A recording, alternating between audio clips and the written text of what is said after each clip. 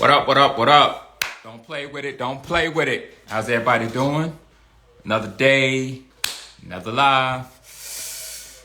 On the Headsoamazzyn show, got my girl Flowsoamazzyn coming in. Got a great show for y'all tonight, as always. Man, I got some news I want to share with y'all, but I can't. But, man, I got some news I want to share. Dove General is going to be with us tonight, y'all. So you guys definitely come in, check in, feel the love. You guys will enjoy this brother, too. Very knowledgeable, you know, doing this thing. I love when these young generation comedians understand how to market themselves and how to put together. And then if you can be funny, then it's just like grits on gravy, you know what I mean? So you guys strap it up. Me and Flo gonna knock it out, and we're gonna have a great time tonight. We also gonna have Miss Laura on next week, so definitely come through. Miss Laura Hayes from the BET Comic View, host with Ronaldo Ray for many years, will be on next week. So you guys definitely tune in, and we got a couple of big time special guests coming up as we continue to work on this Ronaldo Ray project. So we are going live from this Headsoamazzyn page. You know, we've been going in through the you know, my page, but we want to build this page up. So you guys just got to go ahead and just get with it. I see Dubs is in the building. Dubs, go ahead and hit that like button. Come through, bro. And let's get it cracking. Hit that request to join, and let's get it done. I see Flo coming in. Let's go ahead. These nuts in your mouth. What's up, brother? Always appreciate you supporting the show coming through. We'll have a great time. And what's up, ED? And we're going to do it. The crazy Kirky girl. Appreciate you coming.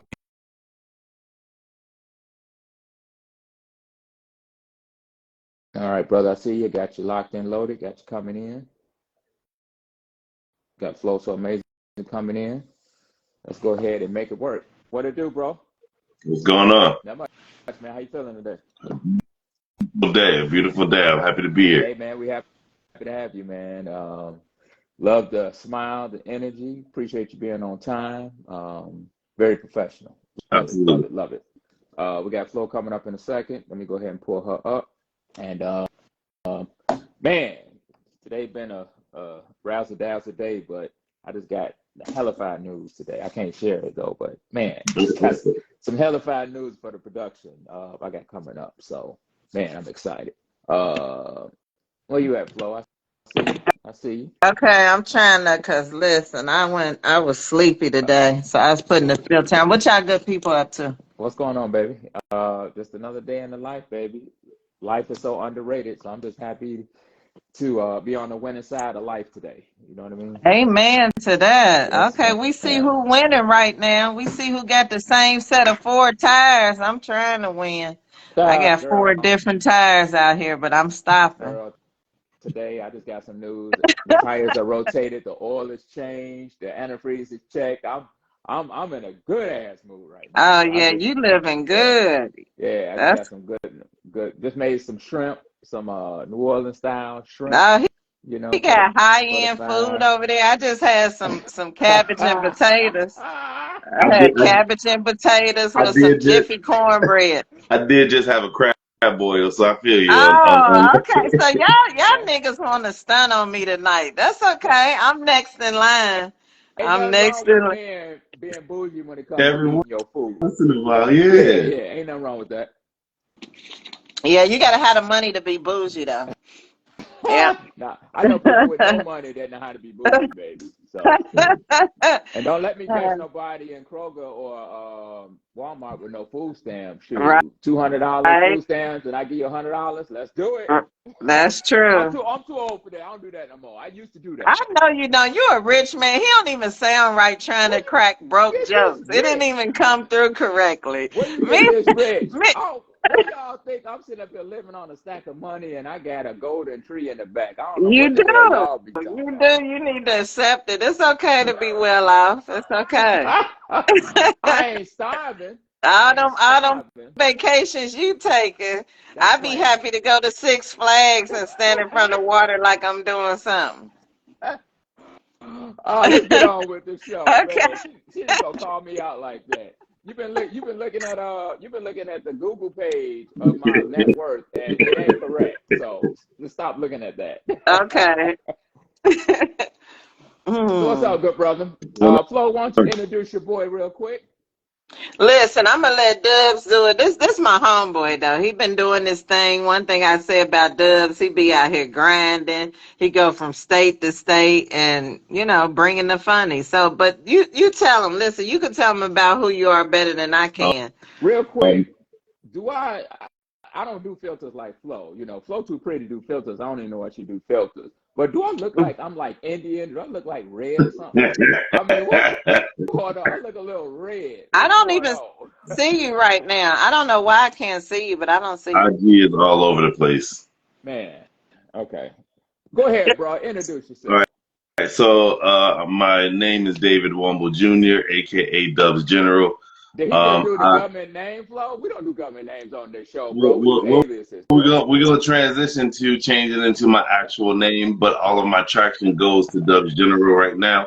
Okay. I'm a military brat all over the country. Every 4 years, moving to a new city, new state. Easy for me to make friends. Easy for me to interact with people. I see the same type of people in different cities and different states. Mhm.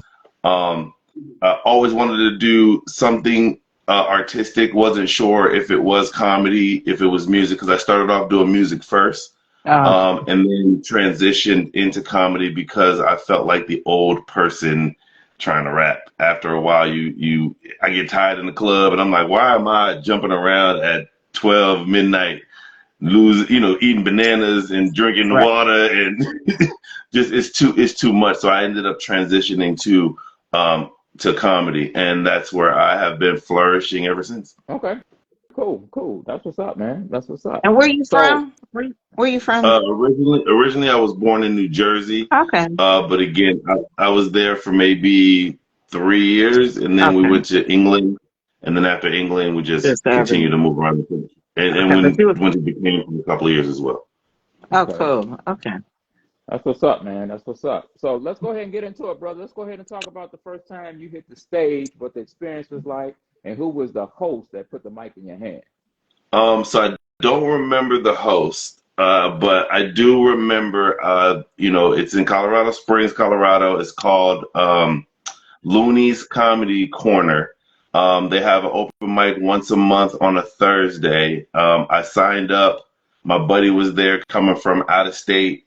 He was like, "Man, you should just sign up. You're funny. At lunchtime, you're the guy that's, bringing all the attention. You should go up." So I signed up. I was probably like eighth. They called my name, and I ran and went home, and I stayed at the house. I Are was you serious? I was so afraid. My heart was pounding. My hands were sweating. Everything I thought I was gonna say, lost. I was just like, I'm taking my ass home, and I went home. Oh wow. So the next Wow. month comes, and the next month comes. I'm like, what's the worst that could happen other than they just say that I'm not funny? So I signed up. I went up there, and my first set was really damn good. I still got to record it. And after that, of course, you think I thought I was Bernie Mac or freaking Chris Rock. I was like, oh man, anything I say is funny. And now that I look back at it, that shit was not funny at all. It was not. Not even a little bit, but definitely had people engaged. And that's one thing that I realize is that when I get on stage, I have a presence about me that people are interested in, like, what the hell is he gonna say? But he goes, that's true, because I just seen you recently. Yeah. Yeah. Yeah. It make you Okay, want to well, pay cool. attention. Yeah, make you want to pay attention, see what you have to say. So that's cool. All right, well, that's cool, man. How long you been doing it? 5 years. 5 years. What have you learned, and what would you tell your 1 year old self that you know in 5 years now to go back? Up and listen. Say again? Shut the fuck up and listen. There you go. Ah, I like I that. I think when okay. like that. I first started, I was so technical. Like if you think of baseball and you think of analytics, like this person hits this percentage, this person swing, you know, if this person's left-handed versus right-handed, like all of those things I tried to put towards comedy, and people were like, analytics don't mean shit, get on stage and be funny. And I'm like, but the analytics matter because you can determine what jokes and who to say. And they're like, that shit don't make no sense to me. I'm telling you, get on stage and be funny.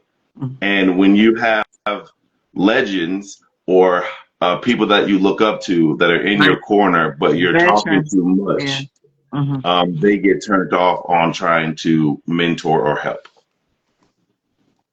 I got you. I got you. So that would be the biggest thing that I would say to my younger self.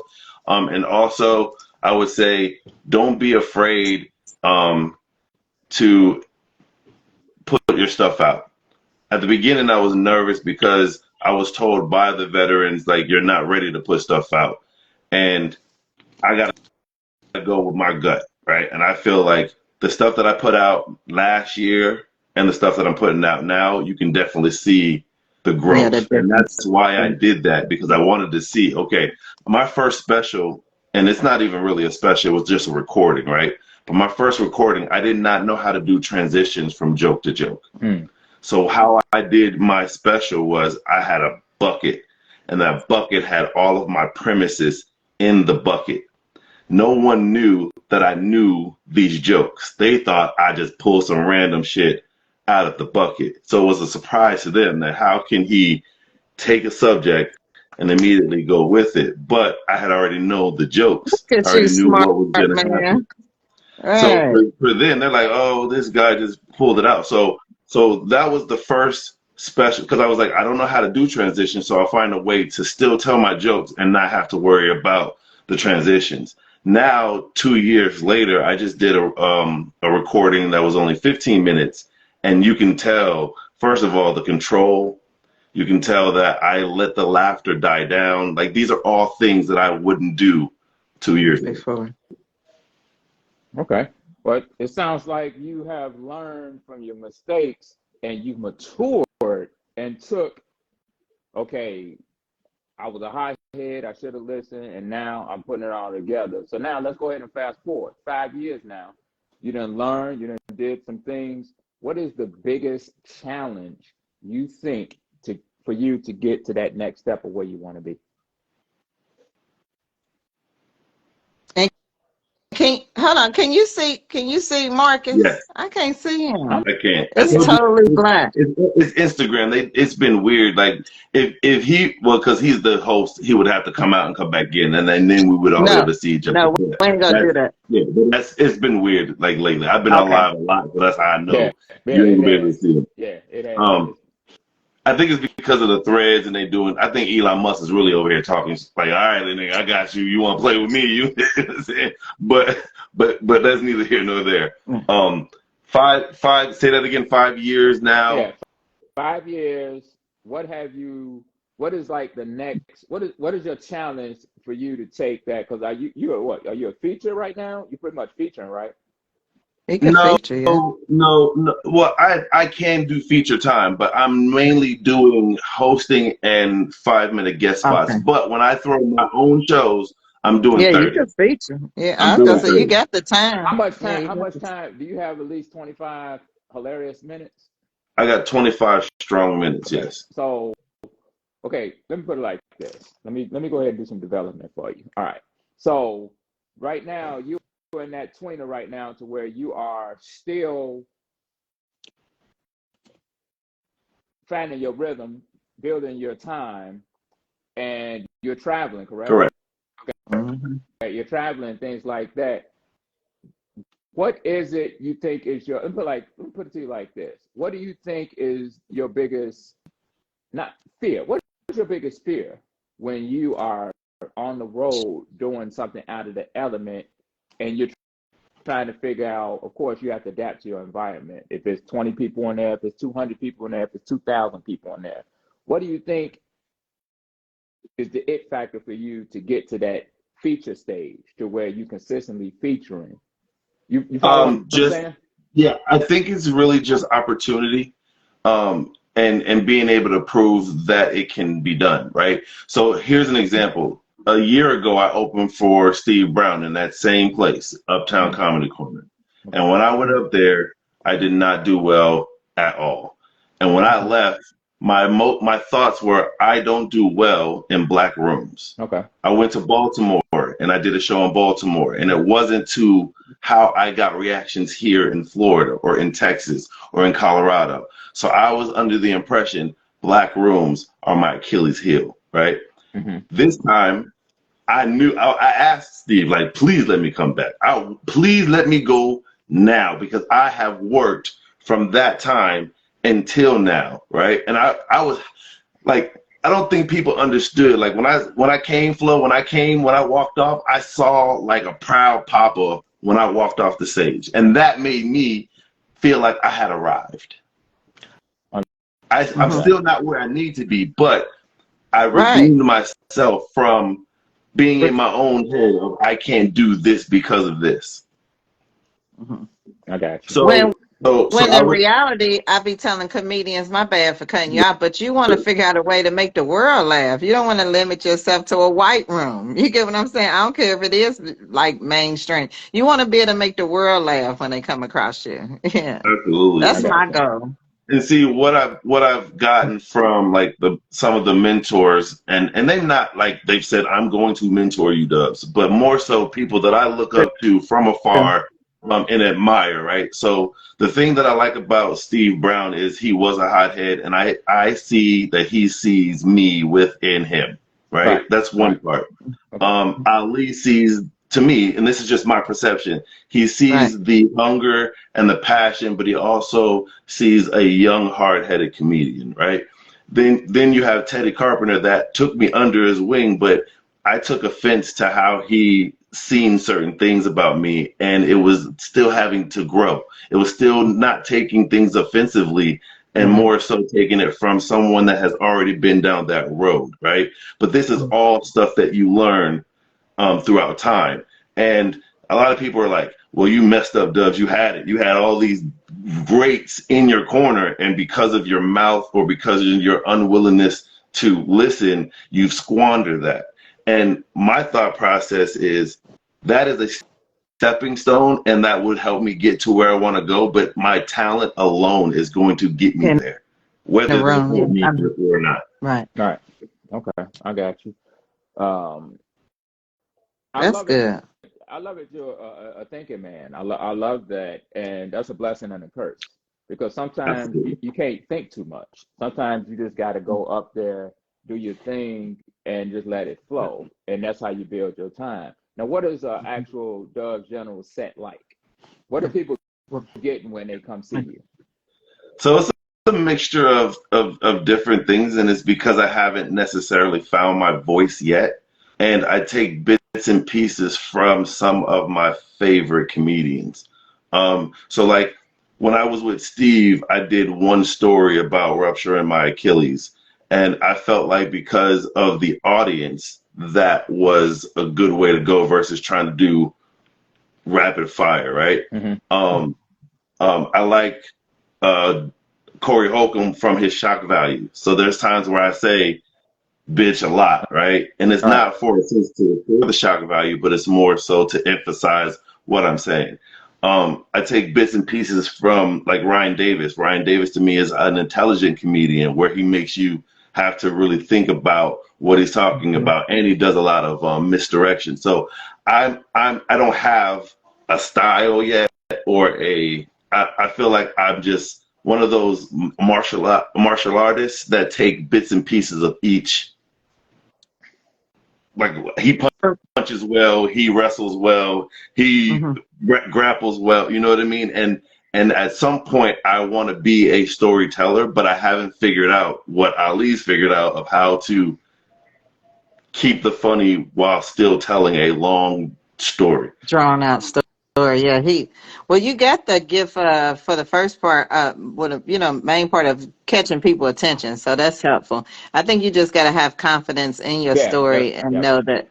Yeah. Confidence. You know, somebody told me something I'll never forget when I didn't have a bad set. It was a good set, But after I finished, he called me over and he was like, come here, come here. And he told me, when you get on stage, don't worry about how many people in the room. Don't worry about what environment you in. He said, you always prepare for yourself, because if you do you and you prepare your set, it's going to be funny. It don't matter if you got 2 people. He said, if you got 10 people in the room, focus on your set. You can adapt and, you know, do a little talking about the environment, but still focus on, because as comics, we all prepare. Okay, there's no comic that don't prepare, period. Don't no comic just get out on the damn stage and not thinking about what they gonna say and what they gonna do. Anybody say that, they lying, and they ain't no true comic. We all prepare. I've seen Tommy Davidson, I've seen Pierre, I've seen Earthquake, I've seen all of them over there in the corner trying jokes out. DL, all of them trying jokes out, seeing if it's funny backstage before we get ready to go out and stuff like that. So Ronaldo Ray told me, I never forget, after I got out there, he said, come here. He said, young man, let me tell you, young blood. He said, you got some nice showmanship. You got some nice style, but you need some hardcore material. And after he told me that, and he said, don't adjust to your room, adjust to who you are. And it made a lot of sense, because a lot of comedians, just like you just touched on, you said that you wasn't fit for the black rooms. So don't go to the right rooms and run to the right rooms and be like, all right, let me go ahead and build my time up and build my confidence up. Get your ass back out to the black rooms and you do you. Because if you do you, you're going to be funny, because that's who you are. If you go in there and you try to adjust and be like, all right, I'm going to go ahead and try to be funny in this black room and start cursing more and talking more and everything else, your time is going to be off. You know, so just be you, man, and you'd be surprised how funny it is. Tell your real stories. When I first started out, man, I was doing Ronaldo Ray, Richard Pryor, Red Fox, and everything else, and somebody pulled me over to the side and it's like, you don't have to do that. You know, you got stage presence. You just need to get the timing down. It's just, I mean, Flo would tell you, it's just about timing. Once you get, and that's what Dubs have.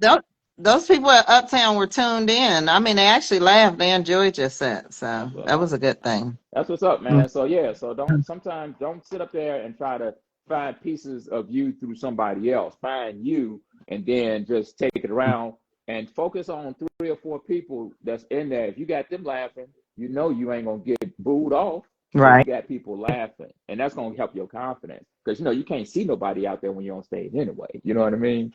So just focus on you, man. Be you. Talk about that funny shit with your family, your exes, just stuff you see. Don't try to go off the reservoir. A comedian, you know, and I know I'm talking too much, but Flo, no, that's me. But no, but you're on point there. This is my chance to develop and just give you knowledge, because that's what we're supposed to do. We're supposed to share knowledge. Right. And help each other. Right. And one thing that really help you is learn your surroundings around what, you know, if you go to them small clubs like in Blytheville, Arkansas, or you go to El Dorado, Texas, something like that, find out what's going on. If the mayor done went to jail because he was masturbating in the car, or if he, if he got drunk or something, find out. Because when you talk about that stuff and just put your own spin and humor on it, go to the mall. All comedians, when we go out of town, 3 things we do. We watch cartoons, we go to the mall, and we go to the barbershop. And then you're going to get a flow load of information and everything else. And, man, just be you. You know, don't go trying to do that thing. So here's an example of, like, how I take ideas from other comedians and kind of make it my own, right? So I love Patrice O'Neal, and there's a specific joke that he does that I admire, and I realized that it was clever. So he asked the women if they had a freak accident and they lost their pussy, how would they please their man, right? And the thing is that he already knows the answer, but he's giving the audience an opportunity to interact with him. Now, normally that shit doesn't happen on comedy specials. I hardly see it, right? Unless it's a crowd work special. So for him to do it, I was like, I can come up with a way to interact with the crowd to work into my joke. Yeah. Right. Like you find a way in and to find a way out, right? So Yeah. there's two ways that I do this. One, I ask women or men, who is your favorite superhero? Because a lot of time it's not copying, it's more so looking at someone and admiring the concept and then putting the concept into my own personal life. So Exactly. I I get love what you're cartoons. saying. I Yeah, I get love what you're saying. so I love cartoons, and I feel like my generation, 40 and 30 to about 50, we all were like in that cartoon stage. So I'll say, if I ask an older woman, like, okay, at Tampa Improv this last weekend, I asked a lady, she was in her 70s. I said, who was your favorite superhero? She said Popeye. The crowd cracked the fuck up. Right. I said, you mean the dude with the big ass forearms? Another laugh. I said, the dude that goes, yeah, yeah, yeah, yeah, yeah, yeah.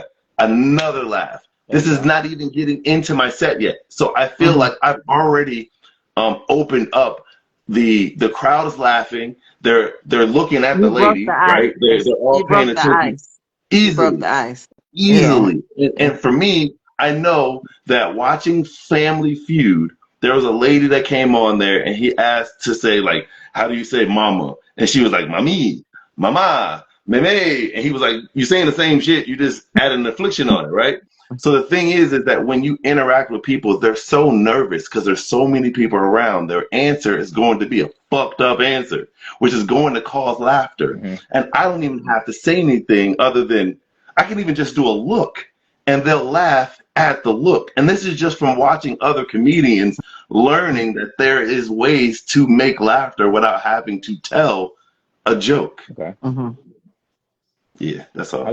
I like that. That was good. Yeah, I get it. Yeah. I get it because before I started stand up, I went to comedy shows for 2 years straight, just watching a bunch of stand ups. Yeah, right. Not studying for material, just studying for ways they break the ice, studying for ways how they bounce back when they joke don't land. You get on not their material, just trying to figure out how they maneuver this thing. Yeah, because it's not easy being up there. So that's dope. And you see other people, you're like, oh shit, I never thought I can get out of that joke and work my way into my other material. So now when you see that in real life, you're like, I can do this to get into this.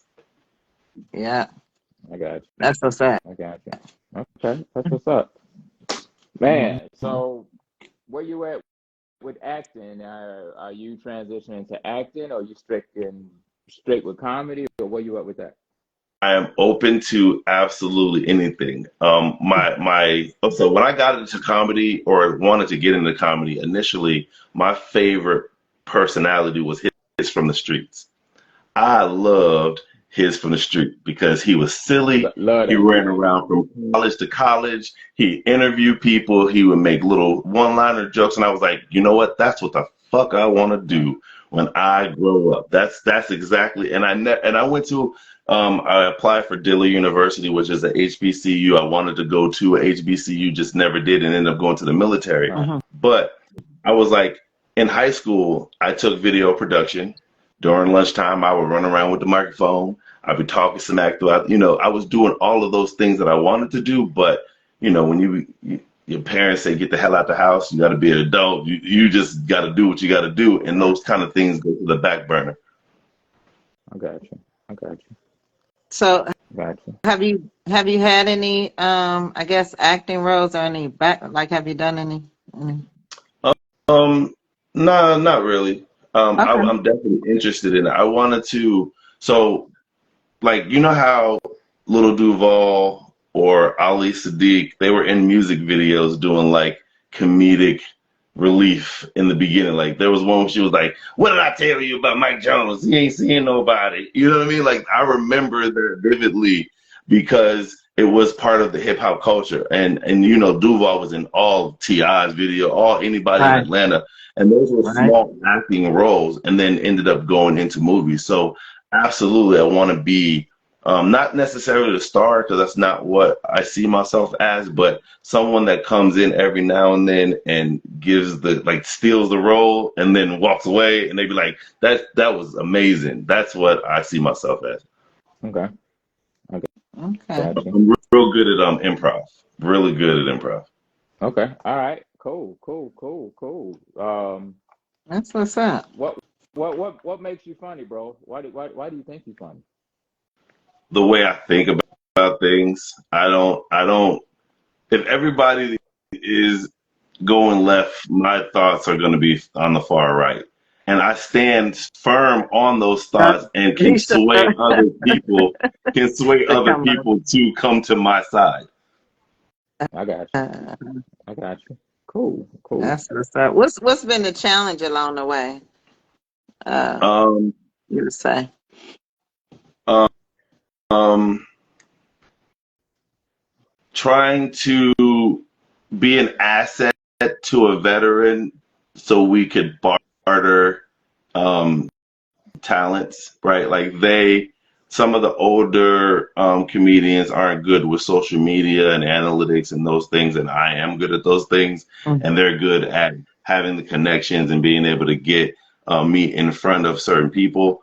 Mm. So I think that would work, but a lot of times they don't believe in the analytic portion, and they're already working consistently based off of the way that they've learned how to do it. So they're like, why am I going to involve myself with someone up and coming when I can just hire one of my buddies, that I know is going to be funny, that's not going to give me a hard time. Like, they don't know much about me, Okay, to be I like, see. yeah, I'm going to take you on the road. Okay. I So got you. finding a veteran, take you up under their Yes. wing. Okay. So what I've heard, and this is from veterans from Atlanta, they said that I'm a stray cat.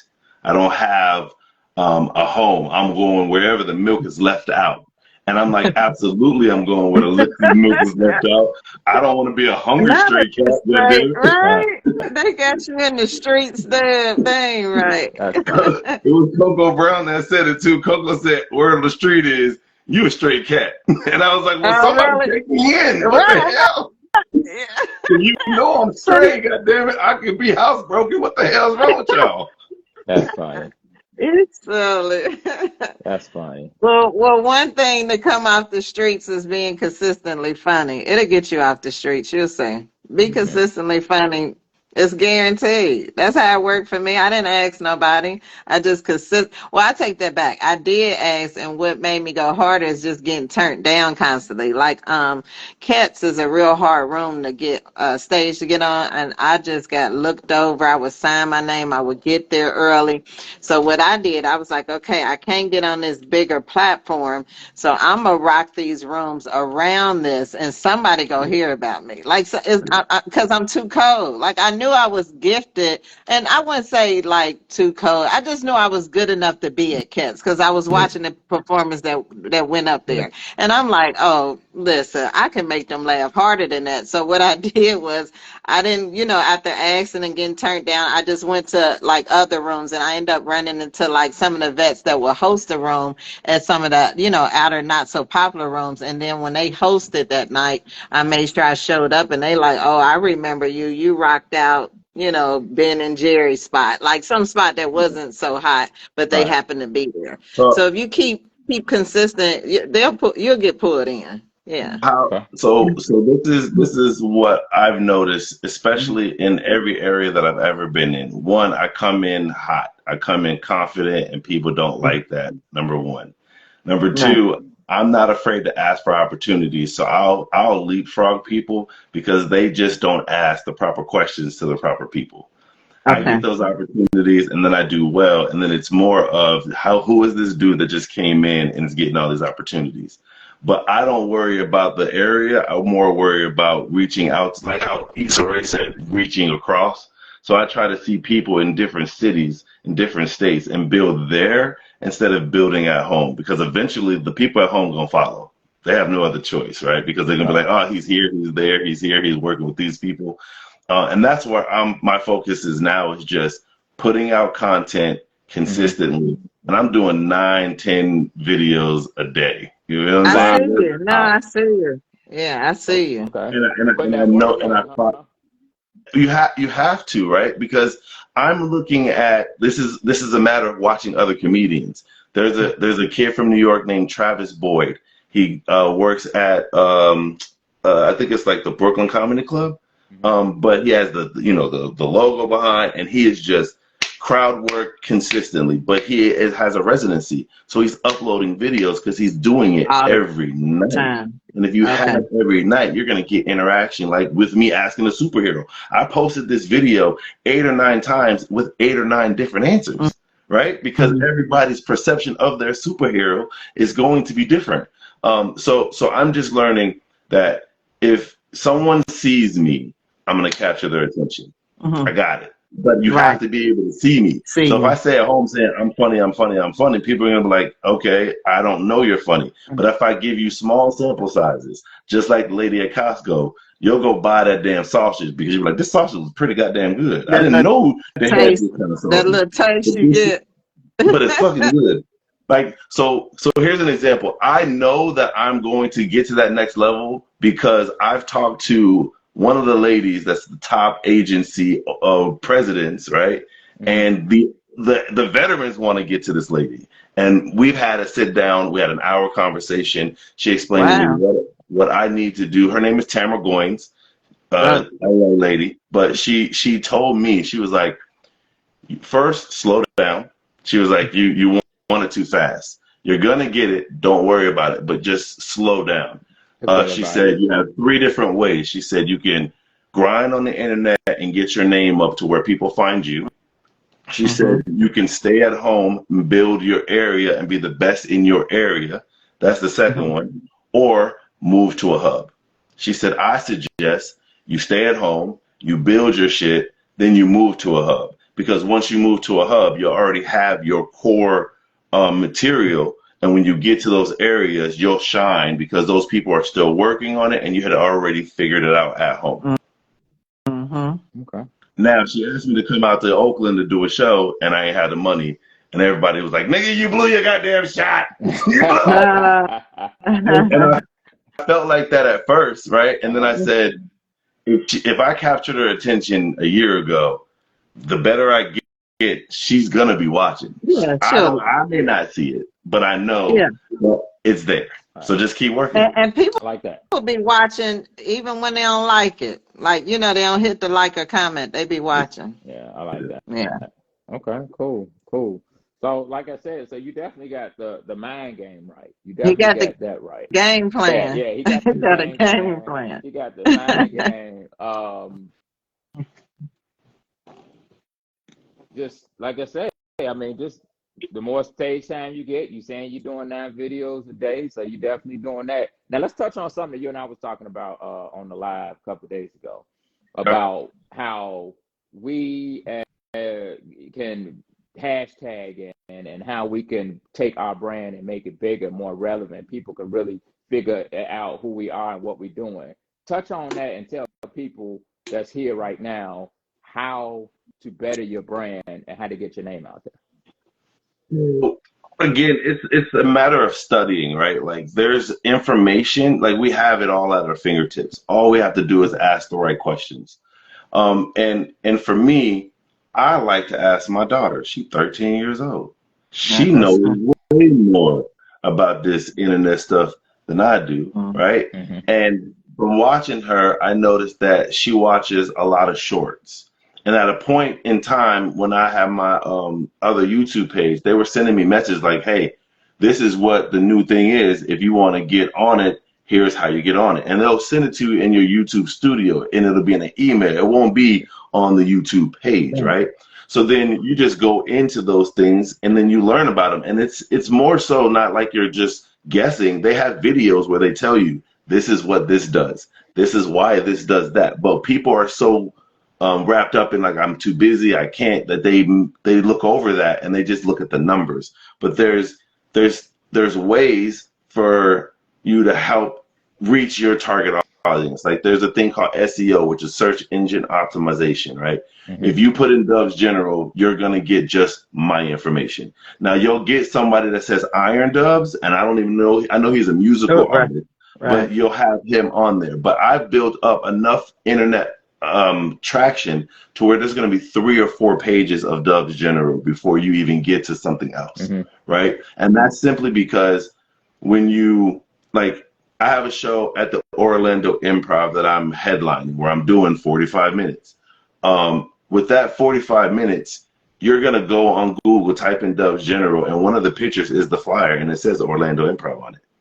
And it's going to be there for the next forever, right? Because it's in the algorithm, or it's in the internet. And once it's on the internet, it's there forever. So I've learned that my name is important. That's why I haven't switched over to David Wamba Jr. yet, because all of the traction is going to Dubs General. I do hashtags Dubs General. Or let's say, for instance, if I'm doing a video with my daughter, I know that girl dad is a really big hashtag. Why? Kobe Bryant. Kobe Bryant was a girl dad. So when I do my videos with my daughter, hashtag girl dad, because I know there's millions of people that just follow hashtag girl dad. I follow hashtag Ali Sadiq. So when people do pictures or he has a show and they hashtag his name, I see their pictures. I see their videos. My daughter, she follows a girl named Sniper Wolf. Sniper Wolf is a really big, I think she was a gamer at first, and now she just does reactions to TikTok videos. But when I do videos about her, I hashtag her name because I know that people follow that hashtag. If I get their attention, I got you. But I need to be able to get your attention. And a lot of my videos now are only 15 seconds too. I realized that the Vine was only, 7 seconds? And we got DC Young Fly out of that. Right. So 15 seconds is more than enough. And that's another thing with like my training. I'm training myself to be the best comedian I can be. So when I do my videos, I don't prepare. I don't write down possible jokes. I look at the picture and I go, I'm going to say that shit. I'm going to say this shit. I'm going to say that shit. And then I turn the camera on and I go with it. So when I'm on stage. What you mean you look at what picture? So I do green screen work, right? How everybody was doing that side-by-side video. I was like, I can't do what they do because it's already oversaturated. So many people do it. I'm going to do the green screen. Now, back in 2015, I had a show where I had a little green screen up. But when they had TikTok, you have a filter that's green screen, what makes it faster. So I would put the screen in front of me and I would be able to see it. And I, like, for instance, it'll be Brittany Griner, 35 Partners. I would be like, whore, too many dicks in your mouth. And I would just go back. And then I would just upload it. I wouldn't even go through and try to edit it because I feel like my first instinct is the most funniest as it is. So then when I'm on stage and if I hear a glass break, I know I'm going to say Mazel Tov because it is immediately something that is a reaction that I've already trained myself doing these videos. Does that make sense? Yeah, I got you. Okay. It's just a muscle that you learn. That's deep, bro. He get deep with it, right? You make me feel like I need to go to comedy school with Dubs.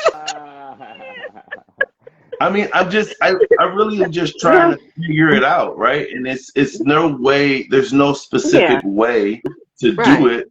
But if you find, like, it's a show, right? When you say I'm going on stage, you're like, I'm going to do my performance, right? Or I'm going to do my act. That's what it used to be back in the day. I'm doing my act. So for me, if I can trick you into thinking something and you laugh because you have no idea what I'm doing, and then afterwards you think I'm a genius, that's the name of the game. All right. Okay. I like that, man. Like I said, I like it that you're a thinker, and I mean, he got an answer every time we ask him something. Right. So he got an answer. Right. He got a detailed answer. Straight detailed answer. I really love comedy and even speaking comedy, you know, because I can learn something from each one of you guys. Like you do film. I've always wanted to do film. I shot music videos, but it was difficult to come across and get my my thoughts across with the camera. Like I do a lot of things well. I don't do a lot of things great. I'm learning how to find which one to hold in to do great. But because, like I said, I did music before this. I got albums online that you can Google right now. Like I was traveling. The same thing I'm doing now in comedy is what I did in music. That's how I know how to do it in comedy. Okay. Release songs, traveling, setting up tours, like all of that I did in music. And it's just the same thing, but just on a different level, I guess. Okay. So before we get you out of here, we got a part of the show where we go ahead and get ghetto fab, and we go ahead and ask the question.